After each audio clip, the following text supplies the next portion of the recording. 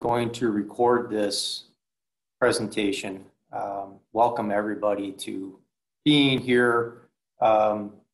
Thank you for supporting us. Thank you for being a part of Grace Church. Thank you for making up a part of the body of Grace Church and the body of Christ together. Following on what Father Chris talked about today. Again, I have a couple more people still joining in. We are recording this, and we are going to be having questions and answers afterwards.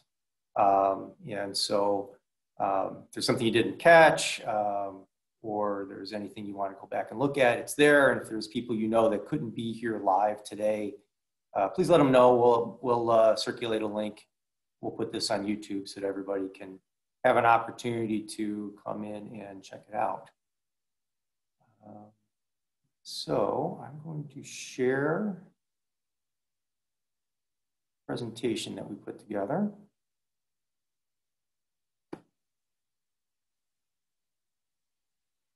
If I can find it.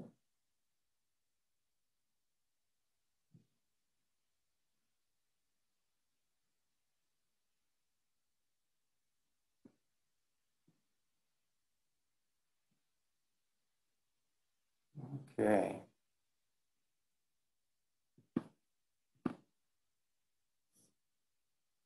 Everybody see the presentation? Excellent. I want to start from the top. Pick up where Father Chris left off, talking about our mission statement. As Father Chris alluded to, Grace Church is really transformed over the several years since Father Chris came to join this community. And it's taken many steps and many iterations of growth as Christ's love and spirit has moved through the community. This particular vestry that's been working together this year has been remarkable. We started pre-COVID talking big picture, really building out of the sacred listening process that we had gone through the previous year. And we were thinking, what is it that's going to allow Grace Church to grow? What is it that makes Grace Church transform? And we'll get into a lot of the things that have happened this year. But over and over again, the vestry kept coming back to these bigger picture questions and these ideas of where is the Spirit leading us? And it felt very appropriate that after having several of these conversations regarding moving the altar, regarding what do we do with streaming, regarding how do we bring people back together into our worship space in a safe way, in so many other questions that have come up over this year, it struck us that we kept kind of coming back to these core concepts of love and service in everything that we did. And it became clear that when you talk about a mission statement, the mission statement should be something that we put every decision into. Everything that we do should be put into the framework of what our mission statement says.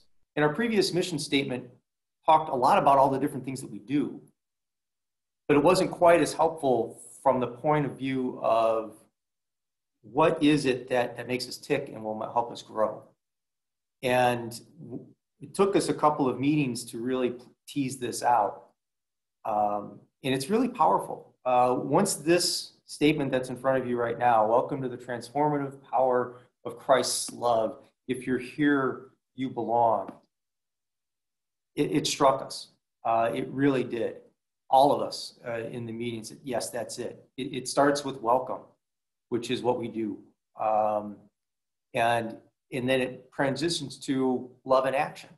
What happens when we love as greatly as Christ invites us to love, and it transforms us. It's transformed Grace. It transforms me. I think when you really lean into it, it transforms everything that we do. And then we circle back around to this, what we've been saying for years now, if you're here, you belong. because that really is, we open with welcome and we're closing with welcoming, because it's what I said last week. It's what love does. It doesn't exclude. It allows people to join and be a part of and grow with us. I felt like that was really powerful. I felt like that was something that, and I think the whole vestry feels that way. It's something that will be with Grace Church for a long time in a very positive way, because everything we do is going to be put through this idea of, is this love? Is this Christ's love? And is it helping us transform our lives with the centering of welcoming? So pause there, ask if anybody has any questions, unmute yourself and let me know. I can't see all of you while I'm sharing here. But if anybody has a question, I'm happy to answer on the mission statement.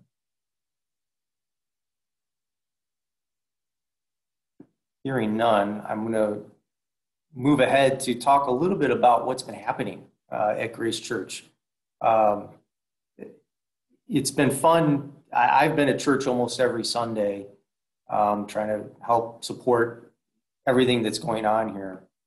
So I've gotten to see a lot of people, but there's still, even in conversations with Mike, like, oh, I haven't seen so-and-so in forever.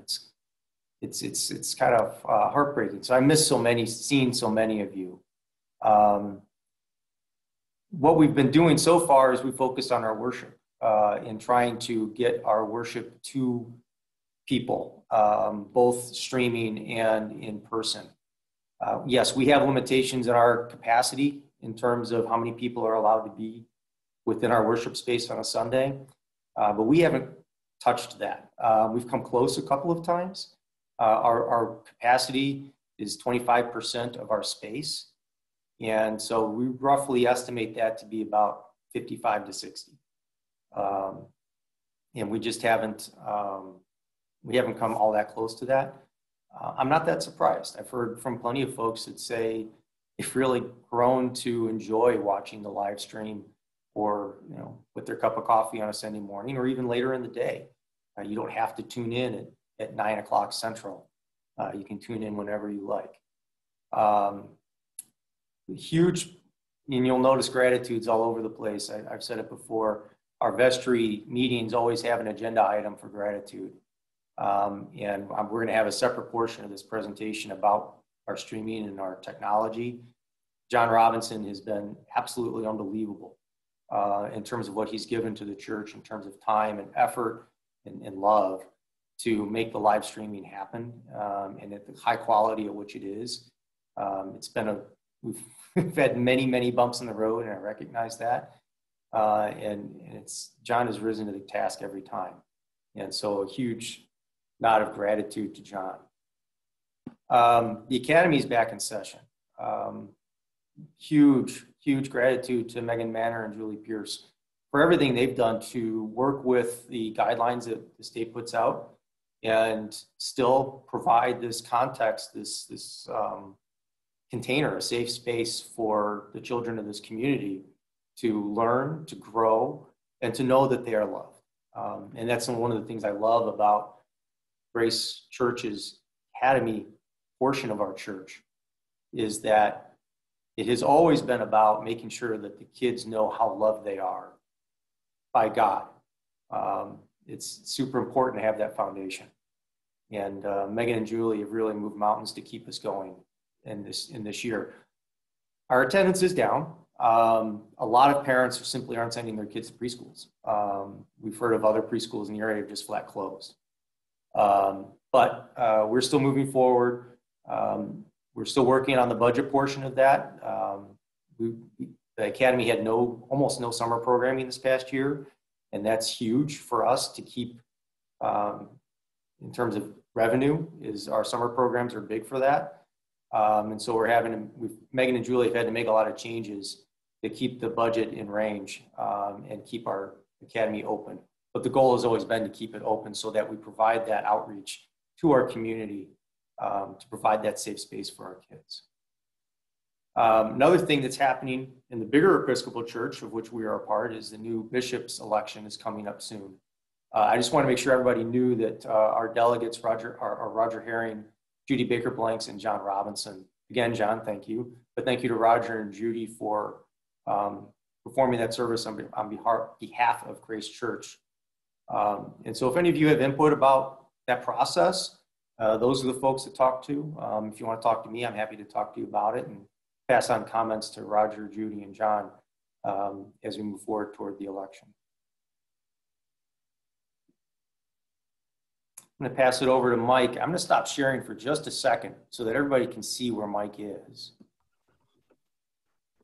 Mike, can you show where you are? I am in the Guild Room where we would normally have this meeting, but right now the Guild Room, as you can see, is the estate sale. And, you know, we have a lot of gratitude for the estate sale as well. It is still going on. I'm sitting in a room full of items, lovely items, and I believe it's an appointment basis that people can come in and continue to enjoy a very successful estate sale. Thus far, we've cleared about $20,000. I think that number has perhaps gone up since even we put this presentation together. And just a great deal of gratitude for Marianne Herring and Jerry Smith. I mean, they are truly a dynamic duo. It's been really enjoyable for me to talk to both of them and about how much they've enjoyed getting to know each other and become really good friends. It's been all of these things that we do together are a way to build our bonds together. And that certainly has happened with Marianne and Jerry. And, you know, there were just a ton of volunteers that stepped up for the sale itself a couple of weeks ago. And, you know, just thank you so much for all of that. This is a really important from a budgetary perspective and is allowing us it's having a material impact on us as Nick and I put together the budget together with Keith. So the other thing that is still going on, although again sort of muted, is outreach. Outreach is of course a critical part of what we do here at Grace Church. Dirk Ganata has led from a vestry perspective the outreach programs, and so a great deal of gratitude for Dirk's work with that in general, and also with PADS. Mary Line has continued with Aurora Soup Kitchen. Those are just a couple of examples of outreach, how we're continuing that important mission of the church. You know, that fits right in, of course, with our mission statement. Outreach at Grace Church, we do really well, and it transforms the people that do it.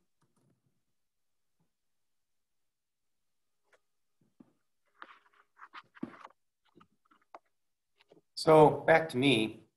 What's happening at Grace? Technology. Here is a picture of John's war room, production room, I should say.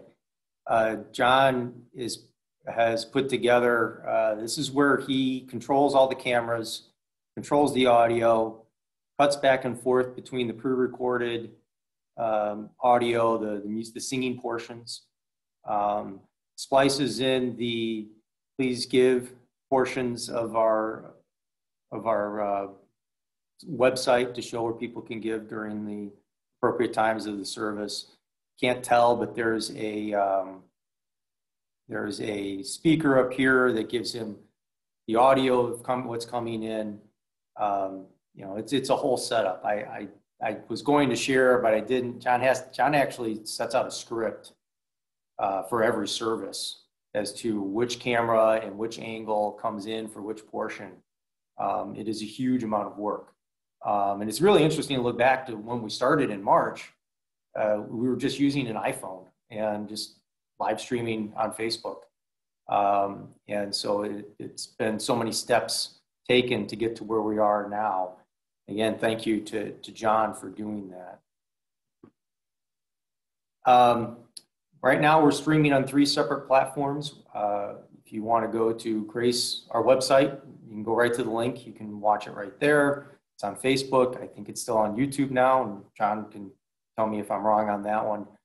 And we're only going to increase what we put out. And that was one of the things that the vestry was talking about, again, pre-pandemic, was how else do we get our message out to the world that I think is a really important message, the message of love. And so we're looking at adding to what we're doing in terms of online. I know that we have several other Zoom meetings, and Bible study meets by Zoom. I know Compline's on Zoom, but we're talking about actually putting more out there so that other people can see what we're doing. So we're talking about options, including streaming Compline. We're going to have our first live chat with Father Chris on November 4th. That's really kind of exciting to start growing, getting the message, getting what we do out like that. Maybe more podcast-like discussions. We did have one of those kind of early pandemic. We haven't really done much of that since. And we really think that that's an opportunity for letting the outside world know what we're doing and enjoying in it.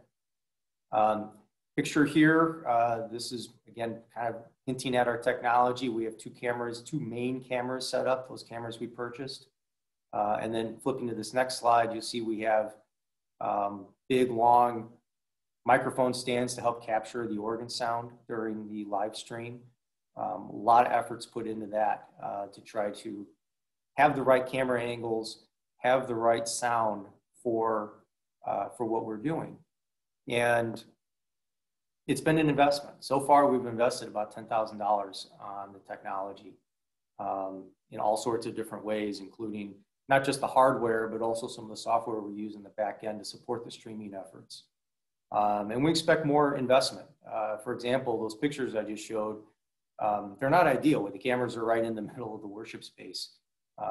And so are so is, for example, this microphone stand. So we are going to have to put more investment into moving cameras, maybe even getting more cameras, we don't know, and trying to mount them in places that aren't quite so obvious, aren't just right in the middle of our worship space, and then have the appropriate wiring for all of that. And we're still looking at other ways to improve our streaming services. Then also that's really important is we need to back up John. John is literally in that room every Sunday, and he is the one person who knows how to make this work. He's our production master. And so we're going to have to figure out a way to back him up. We're looking at options. We're looking at options such as maybe the local high schools. Their AV departments have kids that want to learn and develop production. If any of you know anybody that wants to, or any of you want to volunteer and help with that, that'd be great. But we are looking at potentially having to hire somebody to assist with our online productions. And that's going to be an additional budget item, obviously, that we need. In the context of all of that, we're going to start up a streaming and technology fund. And very early on, we received some indication that people would like to give just for this. And so we are going to set this up. So if anybody is interested in giving to help support our efforts to continue our online, let us know. Let us know that you want whatever that donation is. We're going to set it aside for our streaming and technology to help offset some of these costs that we've had and to help us understand how much money we may have going forward to support our growth in this space. Super important. I really do think, we were thinking about this again pre-COVID.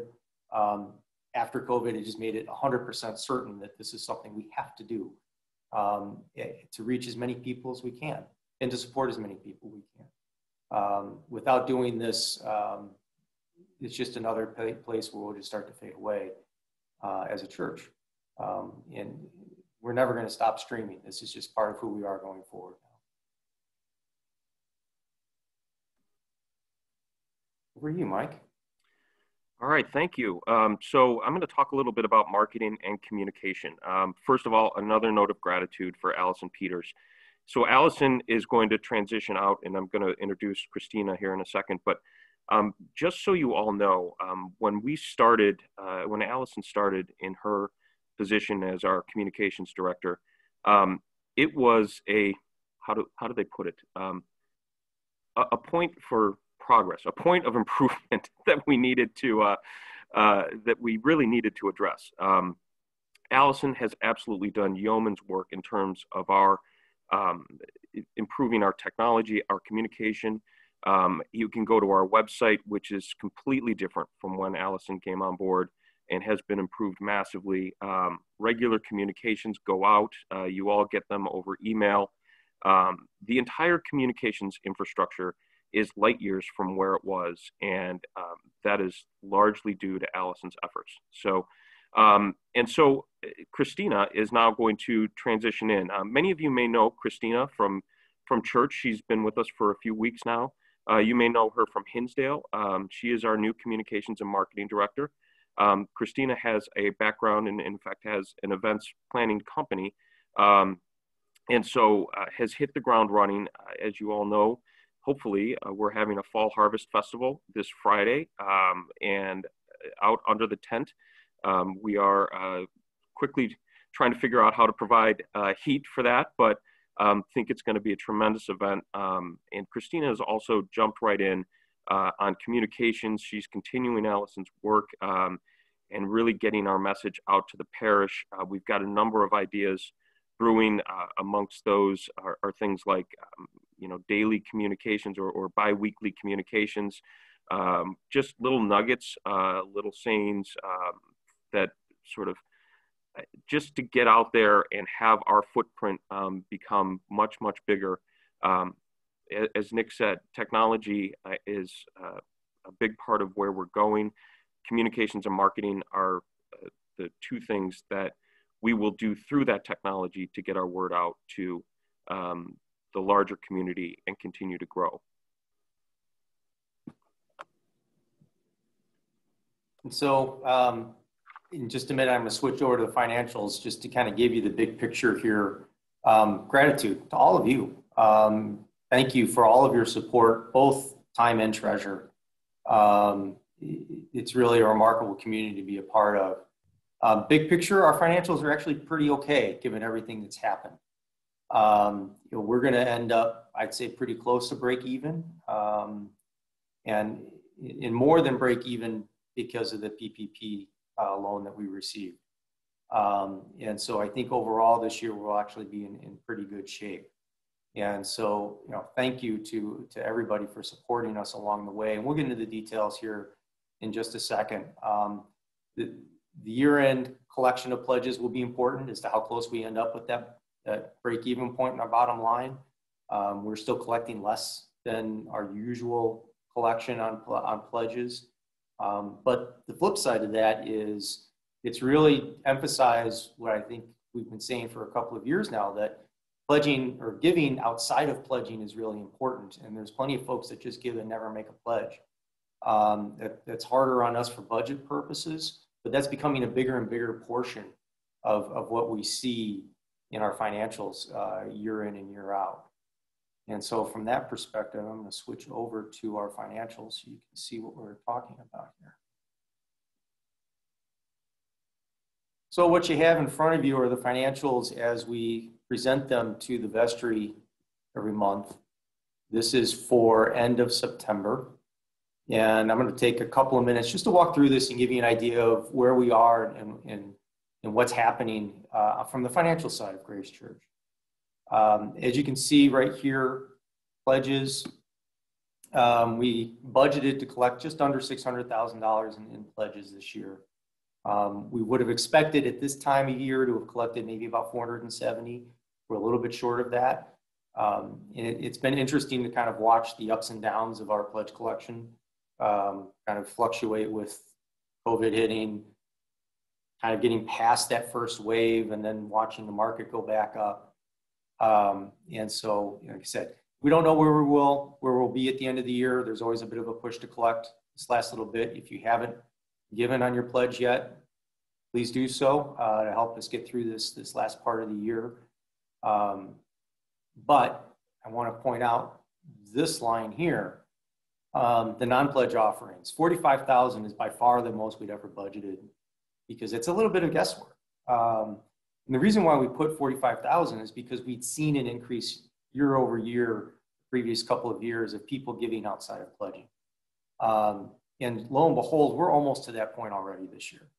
Now, a lot of that was people giving because they knew that there was a fair amount of uncertainty early on in the COVID crisis.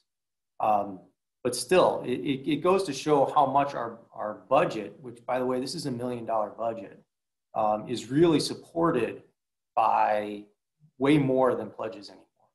And it's something that is leadership, we just have to be cognizant of and really support giving as a whole and not just focus everything on the pledge season. Yes, pledging is important. Yes, it's an important way to help us understand what our budget is year in, year out. But we also have to grow into the idea that pledging is not everything, and it really hasn't been for a couple of years and continues to be going in that trend. Obviously, open plate, when we shut down, and our numbers are much, much lower now in terms of people actually coming. What open plate means is cash in the plate. And so, we just don't collect cash anymore. And I don't know if that's going to change much either. It was interesting because in years past, last 2 or 3 years, that had been going up and up and up. But just not so much this year, obviously. Other revenue sources are, we separate out Easter and Christmas.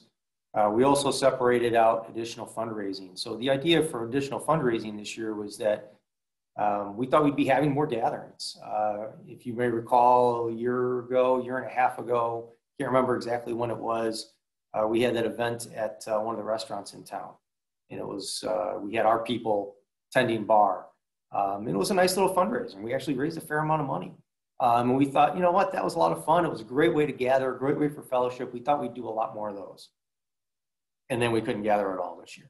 So that's a line item that hopefully in the future we'll be able to bring back. But that's just not where we are. This is one that I have to tip my hat to people. It seems as though every time we do have a need, somebody steps up and gives it to us. And so whether it's been hearing aids or tent or chairs or whatever it's been, people have given. And it makes my heart swell with gratitude to see what kind of community we're in, where that spirit and generosity just continues to flow. I have other revenue. On the revenue side, we do collect a portion from the preschool. All these other kind of smaller things, we just haven't really collected on this year. For example, like YMO, there was no mission trip this year, so we didn't collect for YMO. Actually, there's a separate one for that down here, mission trip. But we are still collecting rent for the space next door. We haven't used our building near as much. We had been renting out our space for other use, for example, for filming. And there hasn't really been any of that this year. But we did do a little bit of that pre-COVID.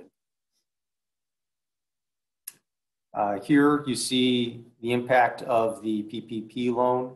The loan ended up being split between the church side and the academy side. So this is only a part of the loan. I think it was another $25,000 got allocated to the academy side in accordance with the rules with how that loan was supposed to be used, primarily for salary and wages. Cafe, this 4,000 was pre-COVID. We did have an event last week. We had the breakfast last week. That will show up in our October numbers. It just goes to show how well that program was going prior to having to shut down. Here's our fundraiser. We haven't put in the numbers for that yet, but as Mike indicated, that's been wildly successful and we'll be able to hit our numbers there. So overall, the revenue's pretty positive. A couple places where we're going to be short, but we've also gained in other areas. And then the final bit of the revenue piece is this is the portion from the endowment that we're given every year. Not every year, but this is the portion for this year's endowment. The expenses side, pretty much right in line with what we expected. You'll see in our lay salaries, we're a little bit off, and I think that may have been a budgeting glitch where we may have budgeted a little less than we should have. But you can see overall, we're pretty much where we expect to be from a lay salary point of view and from a clergy salary point of view. Other major expenses are our building. Just our day-to-day building maintenance is significant. And that's not just the church building, it's also the rental property, it's also Father Chris's residence. And we had a fair amount of work to do on Father Chris's residence this year. We had a couple of other projects in the church. We redid the bathrooms in the academy portion of the building that needed to be done. There were a handful of projects at Father Chris's house. So we're a little bit higher than we would have otherwise expected to be through September. I don't know, hopefully we don't have much left to do. So we'll still maybe make this 65,000 number for our yearly maintenance. Utilities are way down, and that goes to the lack of building use for the most part early on this year. So that's kind of a 1-year expenses savings due to COVID, which is, has been positive. Office expenses have been pretty flat. And we're constantly trying to tighten our belt there. We are going to send out statements to everybody. We're getting close to the end of the year, and so everybody can see where they are in their pledges. We've tried not to send letters to everybody in the past to save money, but then we find that a lot of people just don't get the email. So we are going to send that out this year. Look for that in the next couple of weeks. And if you don't receive it, let us know, and we'll get you that information.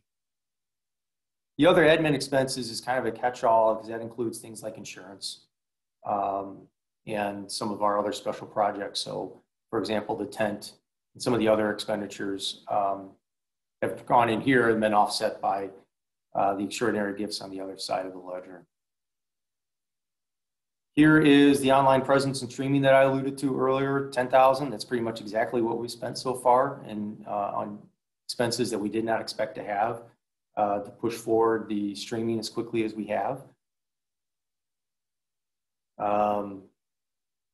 Otherwise, we have supported our outreach partners. So we have met our obligations to them. We did that, I think, over the summer. And so we were able to continue our outreach efforts.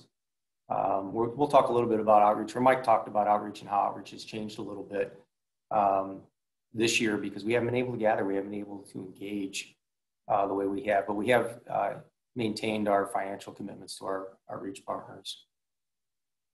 Remainder of our budgets, we've been largely under budget on the expense side. The biggest one here is the building maintenance. This is the portion of the endowment money that gets allocated to kind of the longer term maintenance projects for our plant.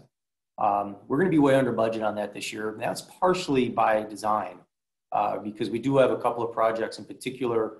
We received news this year that we're going to have to probably rip out and redo our driveway sometime in the next parking lot, sometime in the next 4 years. That's a big spend. So we're going to start putting money aside so that we don't have to have any major impact on budget going forward, planning ahead for those types of those projects. So the bottom line here is our total net right now is very positive, but you'll notice that portion is less than what the PPP loan is. So if you take the PPP loan out, we're a little bit in the red, but not significantly so. And then the real reason there is going to be, or the real outcome for the end of the year is going to be, how do we do with the last of our pledge collections? But as we've talked about year in and year out, the best way to ease whatever budget problems we have are about growth. And that's why our investment is going to be in the growth areas. And we're going to talk about that in just a minute. We flip back over to PowerPoint.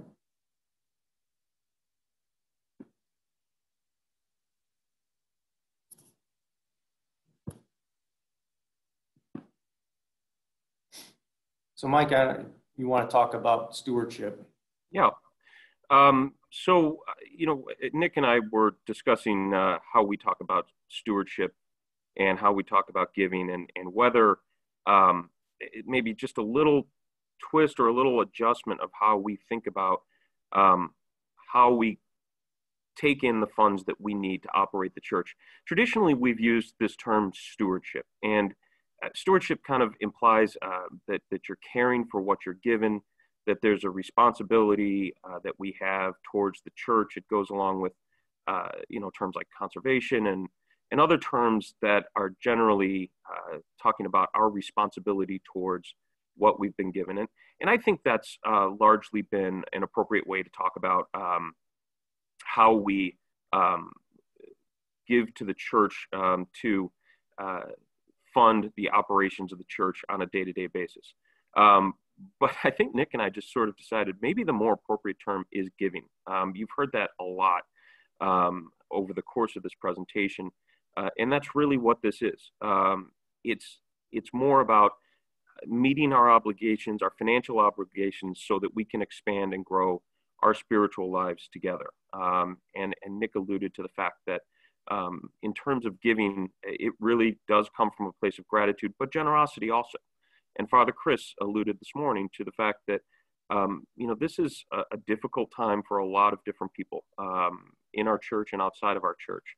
And I think it would be, it's almost appropriate to live into it more, to live into this philosophy of giving more in these difficult times. I think Father Chris put it really well in his reflection this morning. And we see these signs of generosity and gratitude all around us. Nick alluded to the tent, figuring out how we were going to pay for the tent, and a donation coming in to fund the tent. Chairs, figuring out how we were going to pay for new chairs in our worship space when we put the choir chairs back up where they belong, and a gift almost fell out of the sky. And we had an incredibly successful estate sale that's going to help to fund that. These signs of a giving culture around Grace Church are just all around us. And so what Nick and I wanted to do really was to give you a very transparent budget, which lays out what we need to operate the church in a way that we can grow and live into our new mission statement. And so you'll see the pie chart that Nick's put up here, and kind of how the expenses break down on a day-to-day basis or a year-to-year basis at Grace Church. You can see that the majority of what we spend is for personnel. There's a portion that we spend on the building. Nick alluded to some not challenges, but ordinary expenses that come up, and some, ripping up the driveway is a capital expense, and those expenses come up frequently, and I wouldn't. They're almost so sort of not unexpected, but they're expected unexpected expenses that pop up all the time. I think it's the best way to put it. We have administrative expenses, and then the bucket of expenses that Nick talked about that don't really fall under personnel or building or administrative, but are still there. We want to be upfront and transparent about what we need to operate the church on a day-to-day basis, because it is such an important place to so many of us. And that, I think, is really the spirit in which we would ask you to consider whatever you want to call it, your pledge, your gift to the church. I think ultimately the term stewardship is a little bit too confining, and giving really captures the panorama of the ways in which we all give back in gratitude and to grow our church. And it's really a symbol of the strength of our community. So we're going to be getting out stewardship letters, giving letters. Maybe we'll call them giving letters, but the letters that you're familiar with getting here in the next week. And there are a wide variety of ways to actually give. You can do so through putting your pledge, if you attend church, putting your pledge in the plate. You can do so online. There are many different ways in which to give your pledge. Yeah, so if you go to our new webpage and you go to give now is if you want to make a right now donation. You keep scrolling down, you go down here to commitment. If you were to fill this out and submit it, that's how you can submit your pledge. This goes to our staff, and our staff collects this, and you don't even have to fill out an envelope. If you don't receive an envelope, you can just go right to our website, go to give, scroll down to commitment.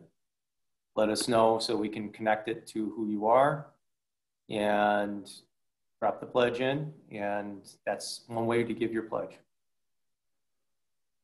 Yeah, it's just another way that technology is helping us to grow. Obviously, the old school method was that people would come into church during the fall season and put their pledge in, or they would mail it in. We've got a lot of different ways because it's important. It's very important, and we hope you consider the central place that grace holds in your lives as you decide about your gift for 2021. Speaking of 2021, in my reflection, I said I'm very excited about 2021, only in part because it's not going to be 2020. But 2021 is going to be a very, very exciting year at Grace Church. And one of the things that we're doing, and Kevin Pritchett is really leading the way here, is putting a big emphasis on ministries. This is the way that we will grow at Grace Church. Grace Church is the place where we go, virtually or in person, the physical place. Ministries are who we are at Grace Church. And it's really, really inspiring. I am lucky enough when I go to visit my parents in Sarasota to go to their church. When I go to visit my mother-in-law in Hilton Head to go to her church. And we need to grow into what these churches have done. They're growing, thriving parishes. And boy, when you walk in there, there is a list of ministries that is as long as your arm. And it's the way that we connect and transform our lives in Christ's love. It really and truly is our mission statement. And the ministries that we have, we put together sort of a chart with Grace Church at the center, and it's sort of a wheel with spokes and all these different ministries. And we're really going to emphasize next year that people view what they do as great at Grace Church, no matter what it is, whether it's Altar Guild, whether it's St. Elizabeth's Guild, whether it's YMO, whether it's any sort of program that we do here at Grace Church. It's important to view them as ministries. And to help with that, we are putting together, Kevin Pritchett is putting together a ministry leadership council, and he's running that. I think we'll get a co-lead in there as well with Kevin. But the idea is to provide support for our ministry leaders as they carry out their missions. And it's not, for all of you who lead ministries, it's not something else to do. It is there for you as a resource. And it's there to help you grow and have that transformative experience that we all want from ministries. And at the end of the day, if we get ministries right, that previous slide we had about giving, that will come naturally. It's almost like thinking about sales. You don't think about the revenue, right? You don't think about the top line per se. What you think about when you're talking about sales is the process by which you get to the revenue, the day-to-day. And I think of ministries the same way. If you think of this overall goal that we have to collect X amount in pledges and X amount in plate offerings and that sort of thing that Nick was just talking about, if we just focus on ministries and how we serve each other and how we transform our own lives, I am determined that giving won't be a problem at all, because it will be the type of transformative place where people want to give and want to make sure that we continue to strengthen Grace Church and all of its ministries. Yeah, communities are built on the exchange of giving and receiving. And I'm not talking about dollars. I'm talking about what kind of energy do you put out there? How do we help each other? How do we engage each other? And if we're doing it the way that Christ, Jesus, has taught us, it's to do that in love. And so when Mike talks about our ministries, literally anything you do that's in connection with Grace Church, when you're doing it in love or to demonstrate love, it is a ministry. And when we reorient ourselves around everything we do is in giving in love, and it's in supporting each other in love, and allowing ourselves to receive the giving that's being provided by our fellow parishioners, and allow ourselves to be supported by each other, growth will just automatically happen. Communities are defined by their ability in which they're able to give and receive to each other. And let's focus on those ministries. Let's focus on how we are able to demonstrate love. That's why we just keep coming back to this. And we're going to invest in that. We want to invest in our ministries. We want to invest in being able to share how we share our love. And that's really what 2021 is going to be about. I skipped right by the contact information for me and Mike, but I think you know how to find us. If you don't, there we are. So if you have any questions, you want to talk through anything, call us, email us. Truly thank you to everybody, because we have received notes of encouragement, ideas, support all the way through all of this kind of crazy year. And I shouldn't say kind of crazy, it has been a crazy year. And we're always open to that. That is part of receiving, that is part of the giving and receiving process. That is a spiritual process.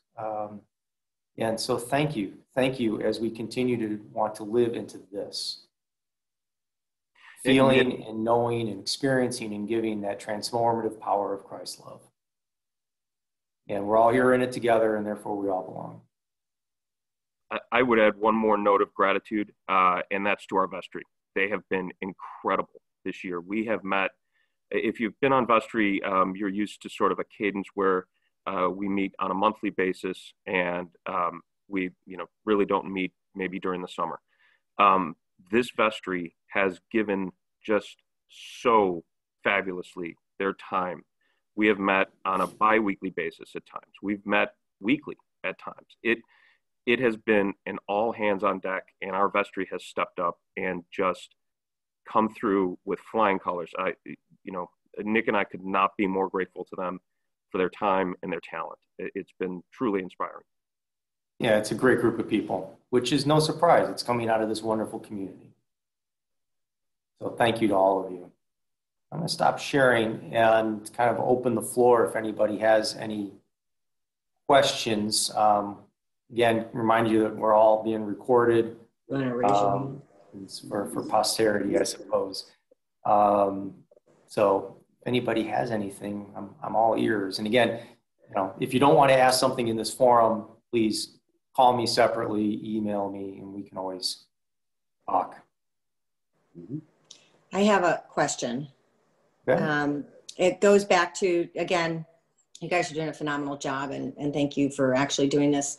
I think it's important to do it sort of little more than at the end of the year or at the beginning of the year. It's nice to do it mid-year. I guess this is not quite mid-year, but I was going back to some of the funding, and I know, gosh, John, and everything you do to make this whole worship thing happen is unbelievable.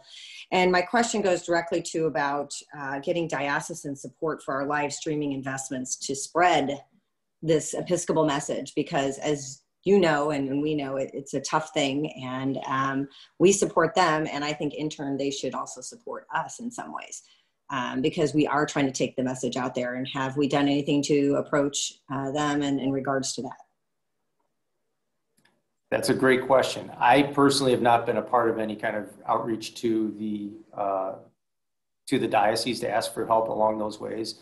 I mean, the last part, in terms of talking about diocesan support, they did support us during the sacred listening process a year ago, and one of their folks came out and talked to the vestry and helped us through some of that. But in terms of the streaming, I'm not aware of any support on that piece. I don't know if Father Chris or somebody else wants to comment on that piece. or John? Yeah, there probably Beth was talking about financial support, and there's other things that the diocese can do for us and the other places can do for us, and that would be get some publicity out there as well. Yes. Christina, that's something, if you're here, that's something we should work on. Hey, it's Allison. I do want to speak to that really quickly. Sorry, I'm not turning my camera on because really nobody wants to see what's happening over here. But That's why I'm at the church.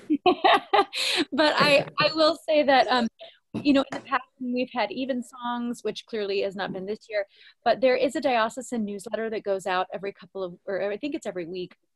But every couple of weeks, or like 2 weeks before an event, I can't remember exactly how it's structured, but I have put things in the diocesan newsletter before. And thank you to Reverend Donna, who put me onto that, because she kind of connected me with that. And I will be talking to Christina about that avenue for publicity as well, because we've definitely put things like that in the diocesan newsletter before. So I hope that helps. Every little bit of advertisement of it will help, but my point was more in line with what John was saying. Yeah, so I can speak to that. Diocese is in dire strait. Their building is up for sale. I'm very, I don't know, lots to say about that. People in our parish gave to that building, and now they have to sell it for lots of reasons. So there's no money. Okay. We're just talking about, will missions be able to stay open? The average attendance in the Episcopal Church, or let's just say this diocese, is very, very small. So I'm not sure what kind of support that they'll provide. I mean, in the future, I guess churches will probably close. It's just a guess. I don't know that, but it's not a great news situation financially in the life of the diocese. And they're trying to create a leadership platform for what that's going to look like going forward. But thanks for the question. There's lots of, I mean, nationally, the numbers are out nationally. And if you follow the statistics, the Episcopal Church will not exist in 30 years. So that gives us some sense of staying on task with with how we develop. Our relationships with dioceses and bishops, all that's going to change. So, but we're not to worry about it. I mean, this has been going on for a long time. I've been a priest for coming up for 30 years. And I remember there was a decade of evangelism because we weren't growing. That was 30 years ago. So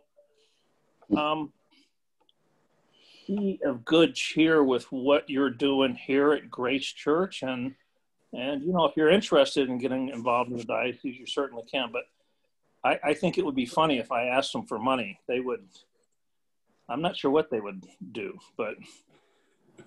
Barbara, did you want to comment on that? Make sure you unmute your microphone. I think you're on mute.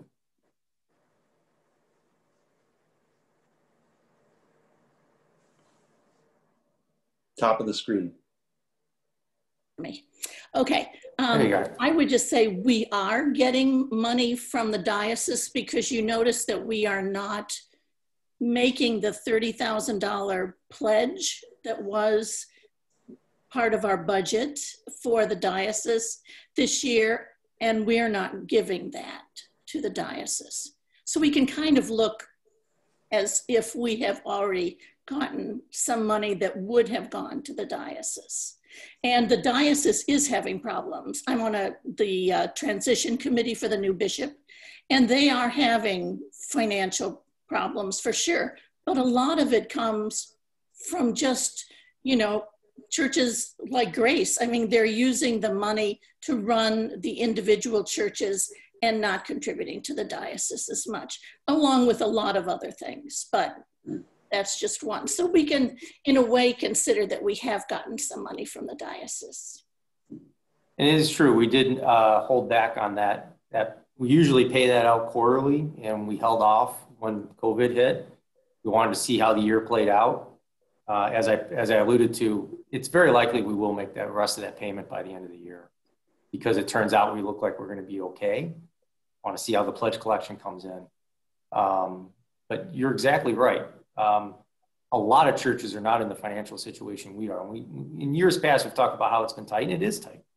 We run a pretty tight ship, but we are able to meet our needs, and we do live in a community of great generosity to meet our extra needs. Tent is a perfect example. There are other parishes out there that don't have the resources we have, and they're struggling. And that's directly impacting the diocese, no question. Any other questions? Just to clarify one more thing about the PPP loan, which we've been mentioning, and Nick, make sure that I get this right. If we spend the money in the manner that is anticipated and sort of set out by the legislature, that becomes a grant. So, the use of the term loan is just so everybody's sure that we're not picking up some sort of ongoing obligation. It's not actually going to be something we pay back, we believe, because we've spent it in accordance with the legislature's wishes, and it will turn into a grant. Yeah, I can speak to that. So yes, we very carefully tracked where that money went. It went to salaries and wages, and it was spent exactly in accord with what the restrictions were. There is an approval or an application process where you ask for a waiver of the loan. Our bank, BMO, has been telling us consistently, wait, because our loan amount is of a relatively small amount, and they want to wait to see what happens with the legislature, because they might end up passing a law that actually lowers the threshold for what we have to show for the waiver. So we're following the bank's lead on that, where the bank's telling us don't apply yet, don't apply yet. And so it is still on our books as a loan. Whenever we get that waiver process completed, then it will become revenue that we get to keep.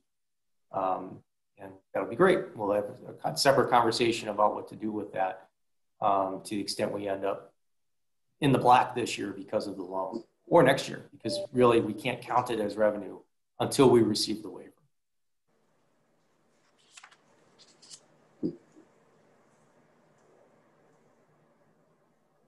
Any other questions, comments? So good to see so many of you. I have a question. Sure. I noticed that the COVID is getting worse, and a lot of communities are having to back off at some of the activities. And DuPage is one county that's been has to back off. Is this going to affect anything that we do at Grace, like church or activities or anything? The school? Probably. I don't it's know. already in effect. Yeah, well, that's just it. So for example, in terms of what the state puts forward in terms of limitations, so far they have not told us no gathering at all. Gathering at 25% of capacity, which is what we've been doing all along. So from that perspective, we're able to keep going, but we watch. Father Chris watches every day because it impacts everything we do. Like YMO, typically there's a meal involved. Well, we're not going to be doing that tonight because we're trying to stay in line with what the guidance is. The problem is the guidance, just like it was 6 months ago, is changing almost every day. And so the honest answer is yes, it's going to impact us. If you asked me how, I'd tell you I have no idea, because every day it changes. It's very common for us to be having email chains with Father Chris and Mike and me and a couple of the ministry leads because, oh, this is coming up. Now we have to change what we're doing. And we had another one of those this week as rules change. So yes, it's just, again, a constant reminder that we can only live in the now. It's all we can do. And what's in front of us today, and do the best we can today. And because tomorrow's going to be different. Nick, could I add to that, please? Sure. In everything that we're doing too, from the top of, the wardens, the vestry staff, everybody, we are 1,000% committed to doing everything we can to continue our message in the world, because now more than ever, our community, our larger world needs to hear that God matters, that the nonsense in the world of form, the fear, the static, the divisiveness is not what the truth is. So Father Chris, the wardens, the vestry, everybody, we're on this every day and things change every day, but we are absolutely committed to what we're doing because it matters. It matters a lot. And the good news is if we do have to step backwards through the phases, we've been through those phases before the other way around. So we know what to do. It's just, it seems as though it's not as clean of a, here's a phase one, here's a phase two, here's a phase three. It seems like what's happening now is more of a, let's change this rule, let's change that rule. And we're just trying to roll with it. But as Kevin said, we'll continue streaming. We're going to continue putting our message out there and trying to, not just when I say out there, meaning the outer world, but also in reach to the people of grace. Nick,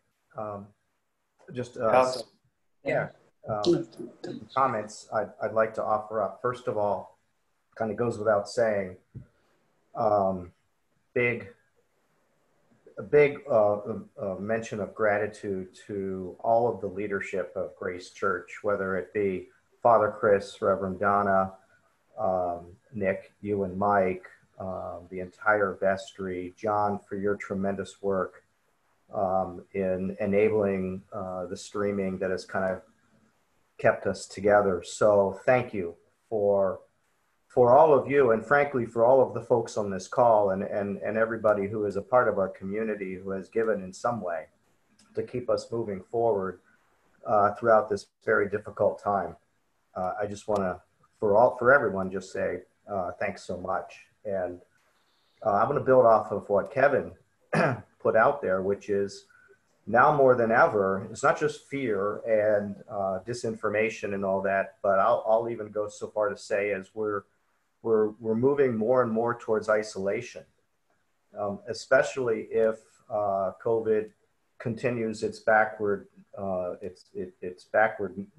impact on society as we've seen in the last week or two, and if we're headed back more towards March than I think there was a lot of hope in the summer that we were moving out of this and back to what we used to call normalcy.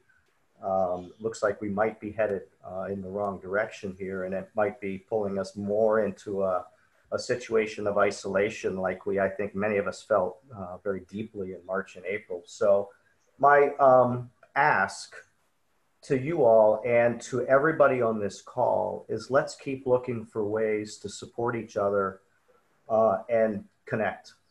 That human connection, that connection with God, that things that as we look back a year, 2 years ago, and those things that we feel so good about as we supported each other and loved each other and connected with each other.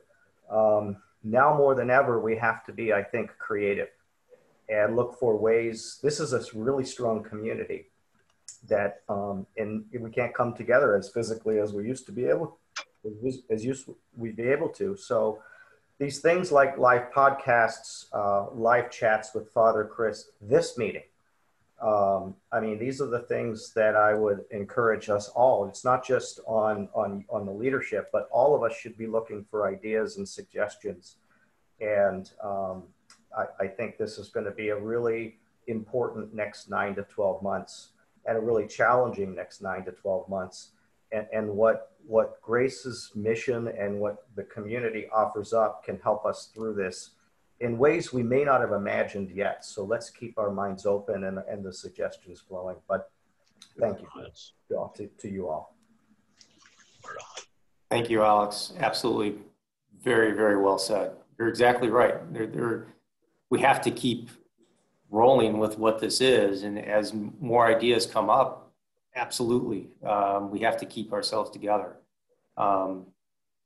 we've done a lot. Doesn't mean we couldn't do other things, and we're already thinking about other things. And again, if any of you have any comments, ideas, we're open to it. Sharon. My daughter's church in Evanston has Stephen's Ministry.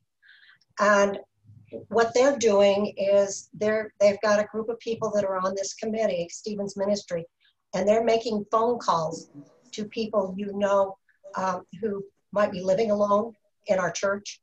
And they say that just a conversation and how are you doing and what are you doing for the day is helping to connect with their church people. And I was wondering if Grace had ever thought about having, and to Kevin, maybe starting Stephen's Ministry where we could make phone calls, because I think we've got a long way to go with this. Well, I can answer that. We actually did do something like that early on in this process, early on in the COVID process, where we actually did have kind of something of a phone campaign. And so now is probably the time to revisit that.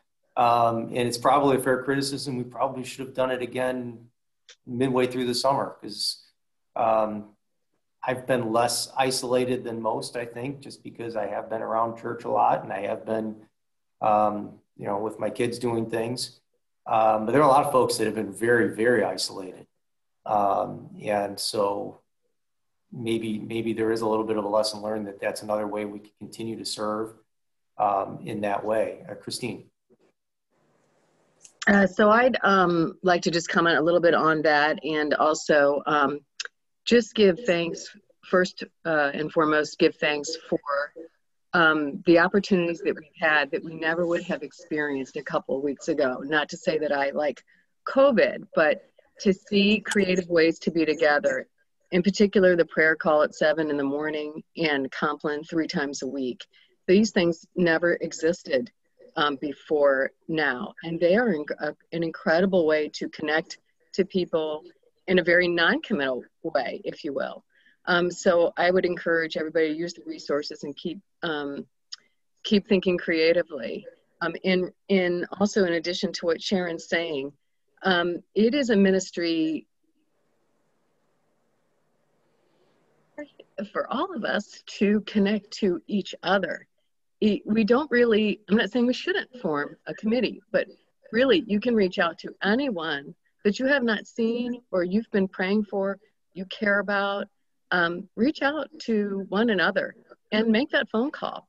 It doesn't have to be formed, and I just encourage all to reach out to each other at any time. Phone calls actually are fun. Instead of texting, pick up the phone and call someone.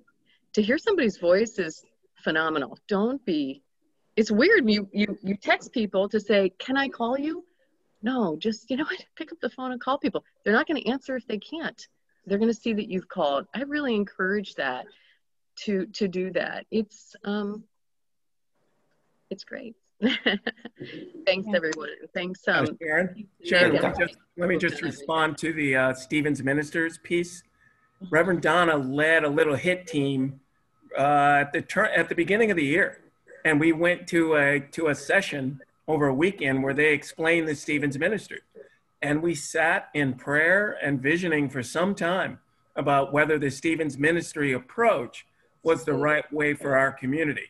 Long story short, we decided that the way to start the reach out was to do the Eucharistic Ministers program, because that was within our capability. It was within the needs that we had. Reverend Donna's led that, and that began right as COVID hit, but we continue to work on that. We'll deepen our thinking and our prayer about how we reach out in a ministerial way, but to answer your question, Stephen's Ministries was really on our radar, and we looked at it and studied it and some other approaches very, very deeply. And we'll continue to think about how we best do that. Reverend Donna? Yeah, thank you. I was just going to say the same thing. So that's great.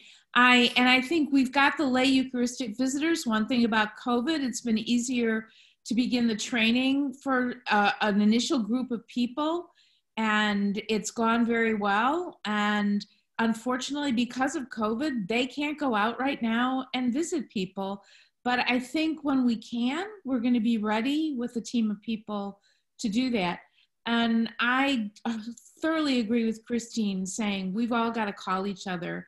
And because we discovered things we didn't know. There are quite a few people in our church who are still very isolated. And so it's good to reach out to anybody you haven't seen. Barbara. Just in terms of announcements, we were talking about the new bishop, and we used to have those walkabouts where you could meet the candidates, and those are now being held on Zoom, and they start November 5th, and there are 6 of them. So if you want to just get a view of the 4 candidates for the new bishop, there's from the National Cathedral, one from Trinity Wall Street, one from Chicago, one from Boston. And you can get just a sense of that. You can listen in on all of them, or you can listen in on one of them. But they're all published in the diocesan newsletter. And if you want a sense of what is happening perhaps in the diocese or the greater church, you might get a perspective there. That was an announcement. Thank you. No, it's good to know what's happening in our larger community. It's good to know that we're a part of another larger community, and that's part of who we are. Anybody have anything else? This has been a very long meeting, but thank you to everybody for being here and supporting us and listening to us. Because it was important, I think, for us to show and share how much is really going on despite 2020. So again, if there's any questions, comments, concerns, reach out to Mike, reach out to me, reach out to any of the vestry members. We're all in this together. We're all helping each other. We are a community, and that's really important. With that, we'll say good afternoon. Almost. Bye-bye. Thank you again, everybody. All right. Bye-bye, everybody. Thanks, everyone.